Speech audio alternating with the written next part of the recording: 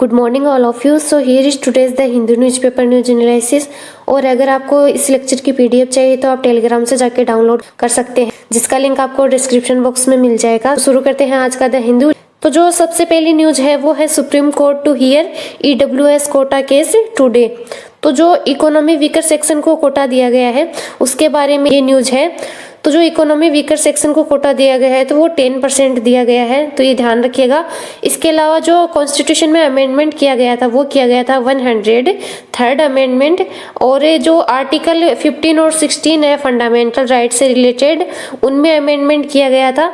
और जो आर्टिकल 15 और 16 है वो आते हैं जो राइट टू इक्विलिटी है उसके अंडर में आते हैं, तो ये ध्यान रखिएगा। और जो ईडब्ल्यूएस जो कोटा दिया गया था वो दिया गया था for economic reservation in jobs and admissions in education institutes for economically weaker section, तो ये ध्यान रखिएगा। और ये इनेबल करता है both centre and the states to provide reservation the economy weaker section of society.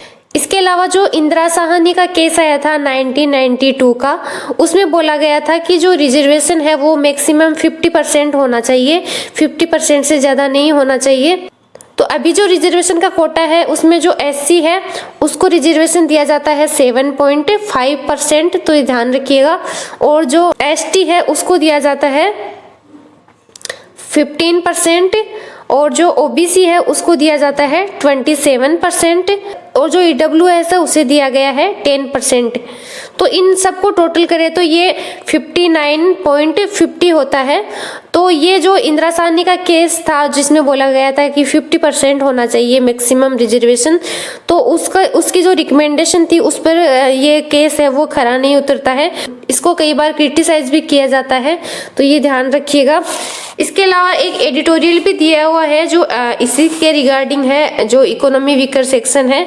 तो इकोनॉमी वीकर सेक्शन के बारे में मैंने डिटेल में बता दिया है।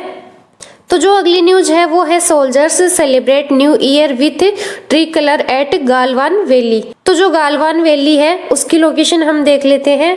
तो ये है गालवान वैली और ये है लाइन ऑफ एक्चुअल कंट्रोल जो कि चाइना के साथ बॉर्डर है, और जो लाइन ऑफ कंट्रोल है वो है पाकिस्तान के साथ, तो ये ध्यान रखिएगा।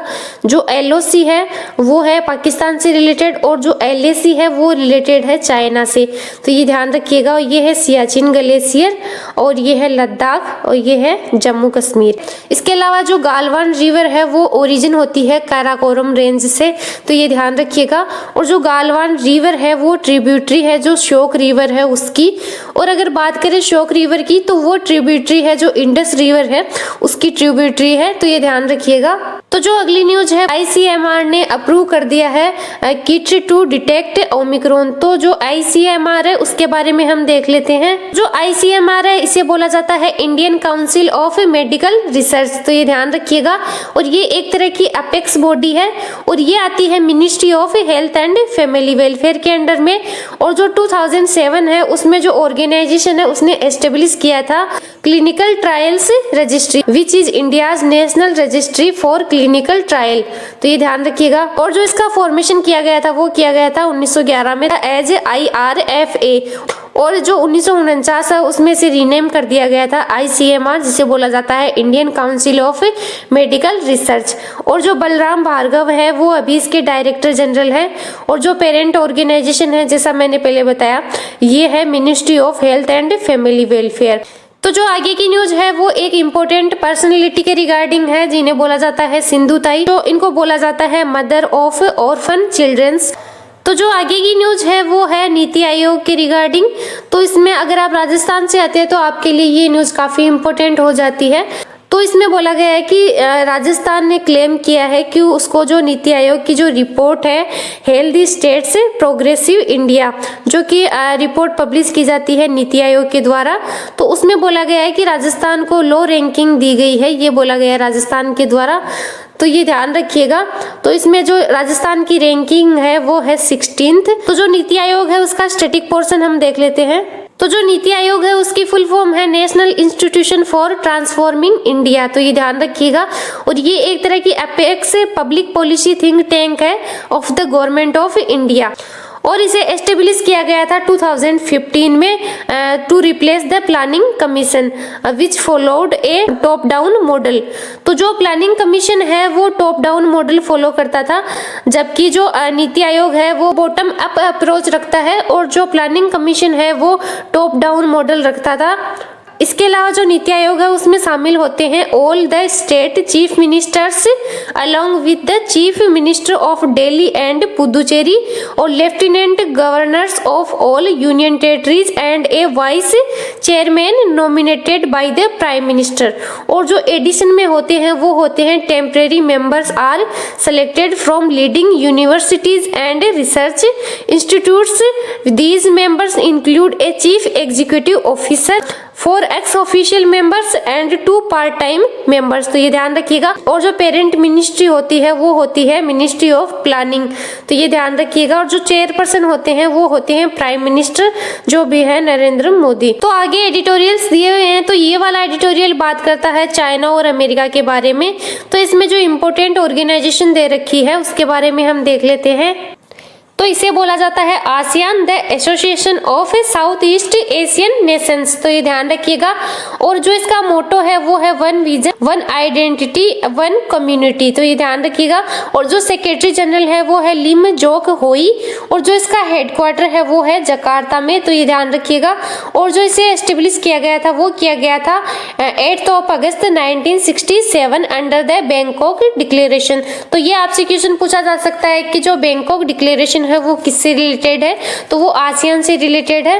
और अगर बात करें इसके मेंबर्स की तो वो Brunei, Cambodia, Indonesia, Laos, Malaysia, Myanmar, Philippines, Singapore, Thailand and Vietnam. और एक क्वेश्चन बन सकता है आपसे कि जो आसियान का फॉर्मेशन किया गया था तो उसमें उस टाइम इसमें कौन कौन से मेंबर शामिल थे, तो आप इसको मिस पीटी के नाम से याद रख सकते हैं। मिस पीटी में एम से हो गया मलेशिया और आई से हो गया इंडोनेशिया, एस से हो गया सिंगापुर और पी से हो गया फिलीपींस एंड टी से हो गया थाईलैंड। तो ये ध्यान रखिएगा। जो म्यांमार है वो बाद में ऐड हुआ है, जो मलेशिया है वो जो इसका फॉर्मेशन हुआ था उस टाइम इसमें जुड़ा हुआ था। तो ये ध्यान रखिएगा। तो इसमें एक और इम्पोर्टेंट टर्म दे रखी है वो है BRI, जिसे बोला जाता है बेल्ट एंड रोड इनिशिएटिव, जो कि है चाइना का और इसे स्टार्ट किया गया था 2013 में। तो ये ध्यान रखिएगा। तो जो BRI जो बेल्ट एंड रोड इनिशिएटिव है उसमें चाइना है वो लैंड और जो सी है उसके थ्रू अपनी कनेक्टिविटी बढ़ा रहा है। तो ये आप देख सकते हैं, ये लैंड के द्वारा कनेक्टिविटी बढ़ाई जा रही है और ये सी के द्वारा कनेक्टिविटी बढ़ाई जा रही है।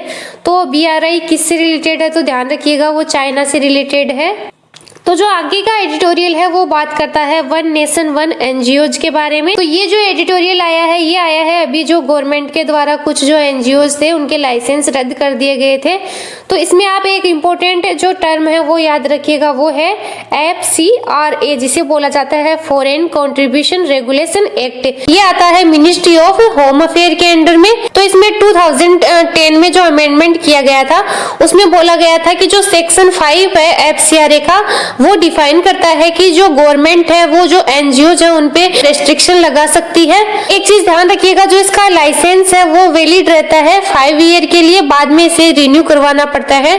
तो ये ध्यान रखिएगा।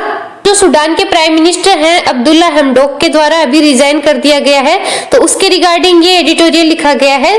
तो जो सूडान है उसकी लोकेशन हम देख लेते हैं। तो ये है सूडान, जिसकी जो कैपिटल है वो है खार्तूम और ये बॉर्डर टच करता है इजिप्ट के साथ में, लीबिया के साथ में, चाड के साथ में, सेंट्रल अफ्रीकन रिपब्लिक के साथ में और साउथ सूडान के साथ में, इथोपिया के साथ में और इरिट्रिया के साथ में, और ये रेड सी को भी टच करता है। तो ये ध्यान रखिएगा। इसके अलावा एक और इम्पोर्टेंट टर्म पूछी जाती है वो है हॉर्न ऑफ अफ्रीका। तो हॉर्न ऑफ अफ्रीका में कौन कौन सी कंट्रीज शामिल है, तो वो ध्यान रखिएगा, वो है Somalia, Eritrea, Ethiopia and Djibouti. तो इसे आप सीड से याद रख सकते हैं। तो एस से हो गया सोमालिया, ई से हो गया इरिट्रिया और सेकंड ई से हो गया इथोपिया और डी से हो गया जिबूती। ये डी से स्टार्ट होता है लेकिन इसको प्रोनाउंस जिबूती किया जाता है, डी है वो साइलेंट रहता है। इसके अलावा जो साउथ सूडान है वो सूडान से अलग किया गया था 2011 में। तो ये ध्यान रखिएगा। और जो नील रिवर है उसके बारे में थोड़ा डिस्कस कर लेते हैं। व्हाइट नील है वो ओरिजिन होती है लेक विक्टोरिया से और जो ब्लू नील है वो ओरिजिन होती है लेक टाना से, तो ये ध्यान रखिएगा। ये दोनों जाके मिलती है जो सूडान में खार्तूम है वहां पे जाके मिलती है। तो ये वाला एडिटोरियल इकोनॉमी वीकर सेक्शन के बारे में बात करता है। तो इसमें बोला गया है कि 8 लेक है वो एक राइट क्राइटेरिया है to define economy weaker section. तो इसका स्टैटिक पोर्शन मैंने ऑलरेडी बता दिया है। और जो नेक्स्ट एडिटोरियल है वो बात करता है एक इम्पोर्टेंट बुक के बारे में। तो ये लिखी गई है धीरेन्द्र के झा के द्वारा, जिसका नाम है Gandhi's assassin the making of Nathuram Godse and his ideas of India. तो ये ध्यान रखिएगा, ये बुक से रिलेटेड आपसे क्वेश्चन पूछा जा सकता है। तो जो अगला एडिटोरियल है इसमें एक इम्पोर्टेंट स्कीम दे रखी है, वो है रैथू भरोसा स्कीम, जो कि रिलेटेड है तेलंगाना से। तो ये ध्यान रखिएगा। और जो कि सिमिलर स्कीम है जो पीएम किसान योजना है, जिसे बोला जाता है प्राइम मिनिस्टर सम्मान निधि योजना, तो उसके सिमिलर ये स्कीम है। तो पीएम किसान योजना है उसमें 6000 रुपए दिए जाते हैं 3 इंस्टॉलमेंट में to farmers for revenue benefit. तो इसी तरह जो रैथू भरोसा स्कीम है उसमें भी जो 12,500 रुपए दिए जाते हैं रेवेन्यू बेनिफिट के तौर पर किसानों को। तो ये ध्यान रखिएगा। और जो पीएम किसान योजना है वो स्टार्ट की गई थी 2018 में। तो ये ध्यान रखिएगा। सो आज का लेक्चर यहीं कंप्लीट करते हैं। वीडियो अच्छी लगे तो लाइक कीजिएगा, शेयर कीजिएगा और चैनल को सब्सक्राइब कीजिएगा।